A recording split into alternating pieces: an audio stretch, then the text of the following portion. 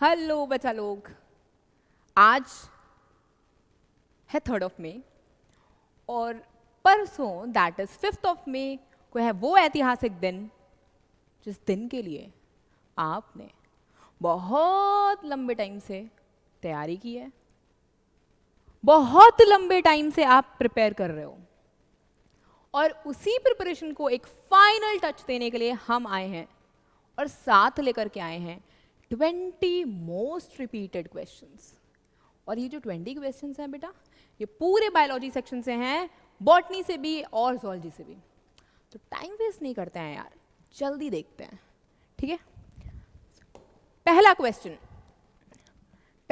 Question देखते ही bold ऐसा लग रहा है क्या? चलो ठीक है, देखिए बहुत आसान है। अब यहाँ पे बेटा ध्यान से देखो, ये जो क्वेश्चंस हैं जरूरी नहीं है कि यही सेम डेटा हर बार आया है, नहीं, या यही सेम डेटा हमेशा आएगा, नहीं। डेटा चेंज हो सकता है, ऑप्शंस चेंज हो सकते हैं। कॉन्सेप्ट ये है जिस पे बहुत बार क्वेश्चन पूछा गया है। कह रहा है कि अ बैक्टीरियम डिवाइड्स एवरी 35 मिनट्स। एक बैक्टीरिया डिवाइड करता है 2 सेल्स में और इसको लगते हैं 35 minute. If a culture contains 10 to the power 5 cells per ml is grown in 175 minutes. Total time दिया है 175 minutes. 175 और एक बार उसको डिवाइड करने में लगते हैं बेटा 35 मिनट्स। तो 175 में वो बैक्टीरिया कितनी जनरेशंस में डिवाइड हुआ होगा? ये आ जाएगा बेटा 5। 8 लग रहा है क्या? चलो भैया 5, ठीक है, 5 बार डिवाइड कर रहा है, मतलब 5 जनरेशन डिवाइड हो रही हैं, आगे बढ़ रही हैं, 5 जनरेशन आगे बढ़ रहा है। तो अब 175 मिनट्स के बाद क्या सेल कंसेंट्रेशन होगी, कितने सेल्स होंगे?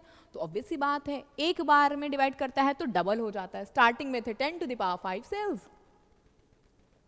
जब एक बार डिवाइड हुआ तो उसका डबल हो गया, फिर एक बार और डिवाइड हुआ तो उसका डबल हो गया, फिर एक बार और डिवाइड हुआ उसका डबल हो गया, फिर एक बार और डिवाइड हुआ और उसके बाद फिर एक बार और डिवाइड हुआ, हो गए 5 बार डिविजन्स।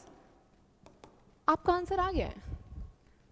ये हो जाएगा 2 to the 4 to the 8 to the 16 to the 32 और साथ में है 10 to the power 5।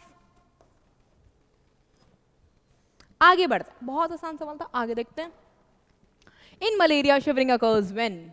मलेरिया में ठंड लगती है, ठीक है, और कपकपी फील होती है, वही शिवरिंग कहलाता है। और शिवरिंग क्यों होती है? शिवरिंग होती है जब आरबीसीज ब्रेक करते हैं और वहां से एक टॉक्सिन हीमोजोइन रिलीज होता है।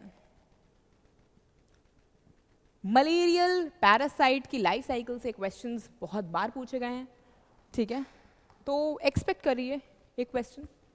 N alga which can be employed as food for human beings. Chlorella, भूख लगेगी क्लोरेला खा लेना। आगे देखते हैं। Animal groups which pseudocoelom. अब जरूरी नहीं है स्यूडोसोलोम पूछेंगे, विद ट्रू सीलोम पूछ लेंगे या नो सीलोम पूछ लेंगे, ठीक है। तो हमें ये नहीं कहना है कि नहीं यही क्वेश्चन आएगा, इस टाइप का क्वेश्चन आ सकता है। और स्यूडोसोलोम सिर्फ और सिर्फ एस्केलमिंथिस के पास होते हैं, उसके आगे सीलोम प्रेजेंट होती है, उसके पहले सीलोम एब्सेंट होती है। Acoelomate and coelomate.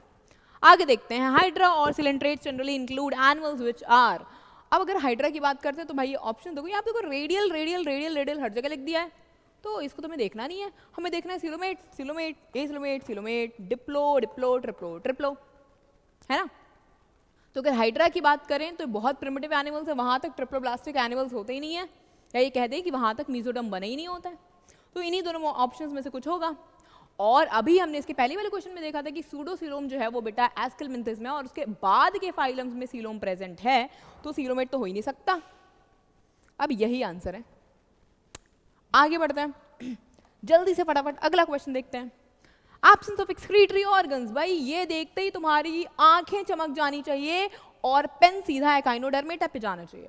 आगे भी देख लो, great power of regeneration, starfish, तुम्हारी फेवरेट स्टारफिश, हाथ काट दो उसका, आम काट दो, आम नहीं आर्म, और एक्सक्लूसिवली मैरीन भी है। आगे देखते हैं। मेल और female cockroaches can be distinguish externally through male और फीमेल कॉकरोच को बाहर से देखोगे तो कैसे डिस्टिंग्विश कर पाओगे कि ये मेल है या फीमेल है? एक ही चीज होती है, anal styles. Anal styles males में तो प्रेजेंट है लेकिन फीमेल में प्रेजेंट नहीं होते हैं, ये है राइट आंसर। और एनल सर्काई बोल दिया, भाई एनल सर्काई तो मेल में फीमेल में दोनों में प्रेजेंट है, उसको देख के कैसे पहचानोगे? और एनल स्टाइल्स तो कभी होती नहीं फीमेल्स में। अगला क्वेश्चन, टोनोप्लास्ट क्या है? तो टोनोप्लास्ट वैक्यूल्स की मेम्ब्रेन को कहते हैं, कवरिंग को कहते हैं, आउटर लेयर को कहते हैं। और अगला क्वेश्चन कह रहा है which of the following cell organelle lacks DNA and bounding membrane? All are membrane bound cell organelle except, सारे के सारे मेम्ब्रेन बाउंड दिए हुए, एक को छोड़ के वो एक बताना है।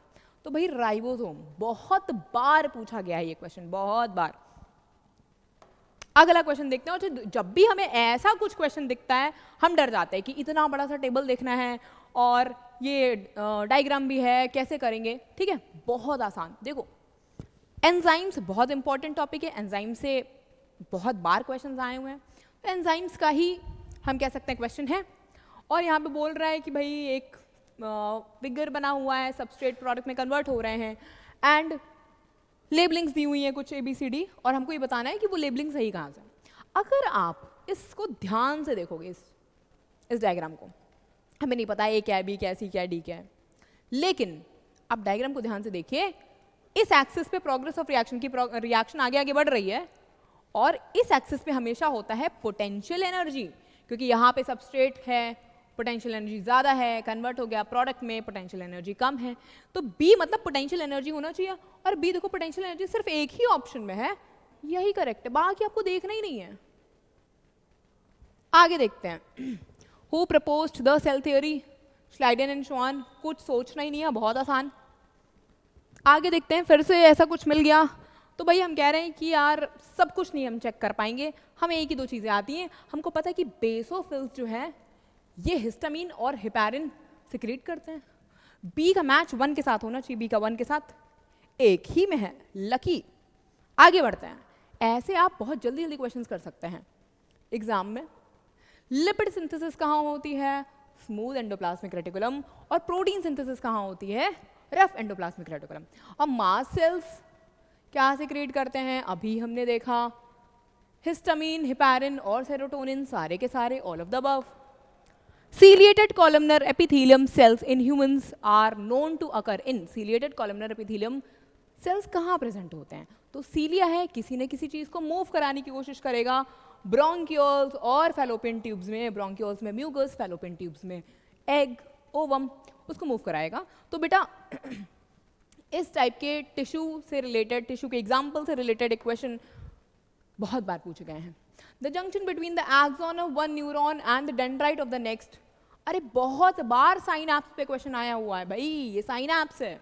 आगे देखते हैं, one of the following is very unique feature of the mammalian body। देखो 4 chambered heart mammalian body में होता है, लेकिन क्रोकोडाइल्स के पास भी होता है। होम्योथर्मी एव्स में भी होती है, लेकिन बेटा डायफ्राम जो है ना, ये यूनिक फीचर है। आगे देखते हैं, न्यूमेटोफोर्स और ब्रीदिंग रूट्स। भैया ब्रीदिंग रूट्स, रेस्पिरेटरी रूट्स, विविपैरी, ये कहाँ देखने को मिलती है? तो ब्रीदिंग रूट्स ऐसे ट्रीज में होगी जो ज़मीन के नीचे ब्रीद नहीं कर पा रहे हैं, स्वैम्पी एरियाज में है, दलदली इलाकों में है, मार्शेस में है, mangroves. Manganese and chlorine MnCaCl ये होता है ऑक्सीजन इवॉल्विंग कॉम्प्लेक्स में, और वहाँ पे होगा फोटोलाइसिस। तो यहाँ से आप एक क्वेश्चन 100% एक्सपेक्ट कर सकते हैं, बहुत बार ऐसे क्वेश्चंस पूछे गए हैं। डीएनए रेप्लिकेशन कहाँ होता है भाई? G1S G2M, S phase synthesis phase, replication phase. Mad cow disease in cattle and CR Jacob disease in humans, it is caused by prions. जो स्टार्टिंग का ये चैप्टर है उसमें कहीं ना कहीं वायरॉइड, वायरस, बैक्टीरियम या प्रायन पे क्वेश्चन आता ही आता है, बहुत बार पूछा गया है। थैंक यू, आपके 20 क्वेश्चंस हमने डिस्कस कर लिए हैं। ऑल द बेस्ट एग्जाम के लिए, फोड़ के आना है।